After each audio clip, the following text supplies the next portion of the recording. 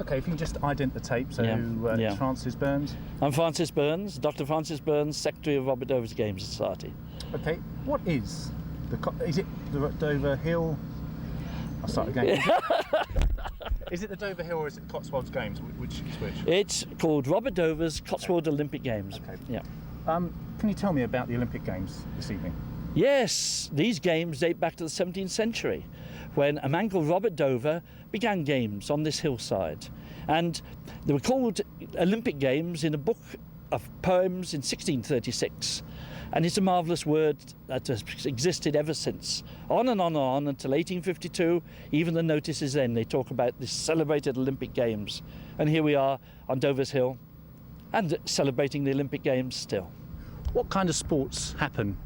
Well, some of the sports go back to 1636 because there's a picture of the games then. The underplay of wrestling, which became SHIN-KICKING. Yes, standing jump, which was a feature of the Greek Olympics and a feature of the early present Olympics, 1896 into 1904. Then we have running in a sack. It's a big farmer's sack, and you tie it around the neck, and so they've got no balance, so they fall over. So you're using country rustic implements, stones and sacks and what have you, and plenty of straw. Now, can I just go back to the very first one, the shin-kicking? What's the history of the sport? I think it was the underplay of wrestling, namely you waken the legs of your opponent before throwing your opponent with upper body strength. And the Cotswold people made it more interesting with using the shins, just try and break a leg. I mean, the expression break a leg could come from that. What equipment, aside from shins, do they need for the sport? Oh, they usually wear a white jacket just to keep themselves tidy, and then we let them pad their shins with straw these days. And the footwear? Boots, heavy boots.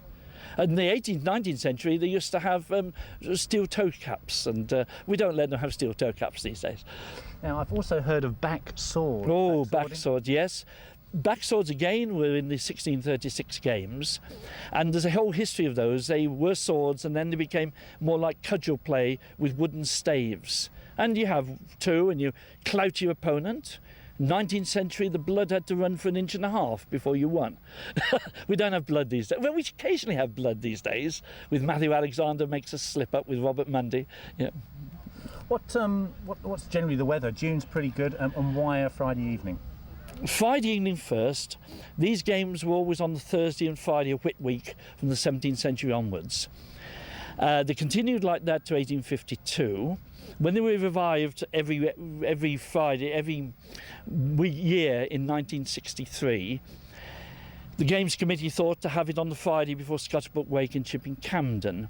And then there was talk about finding a more level playing field for running and so on, and using other days. But no, they decided to keep it for Friday evening, the traditional date. And questions again? This one. Okay. You okay? Yeah. Okay.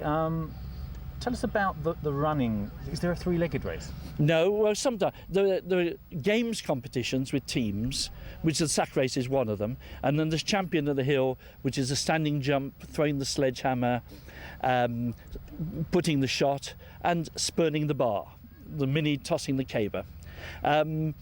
We sometimes have three-legged races. What we have for races is our 5-mile run through Chipping Campden House Estate, and we also have a run around St Dover's Hill for any young people, and last year 45 people took part, and we see if there's in the 40s tonight.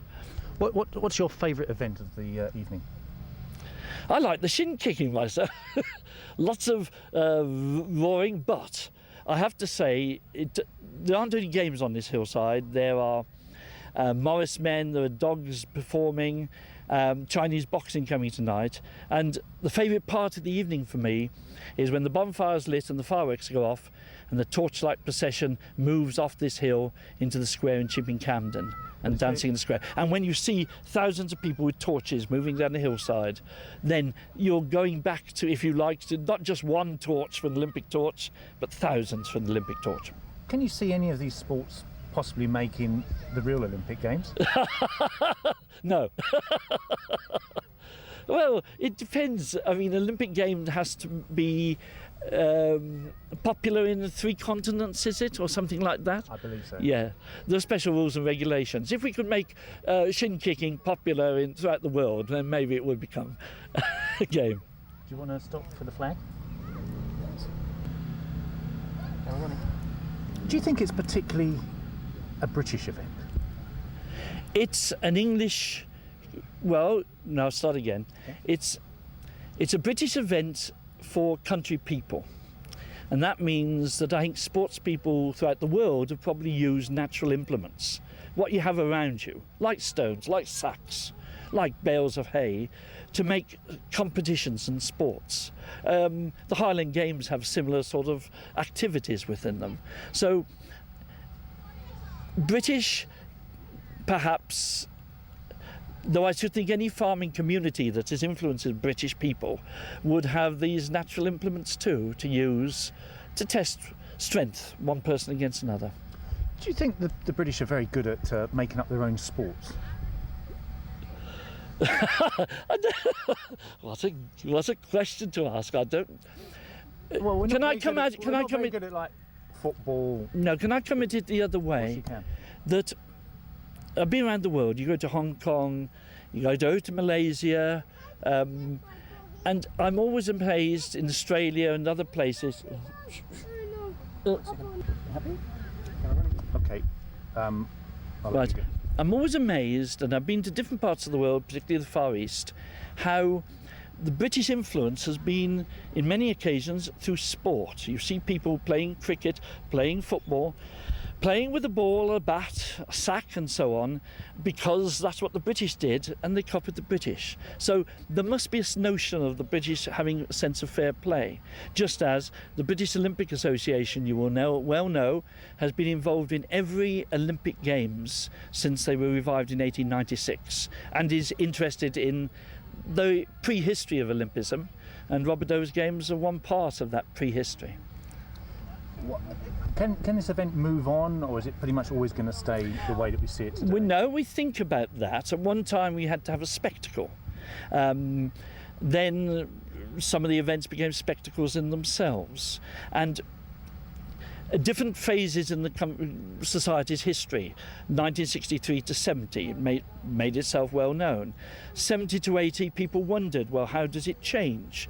80, the connections with Olympism suddenly became identified. And the 90s, well, people don't seem to got bored with it yet. I know what you mean about games and novelties and pass, and it surprises us pleasantly that people still come up to watch and take part in these games. That's lovely. Well, you run out of questions, yeah? I think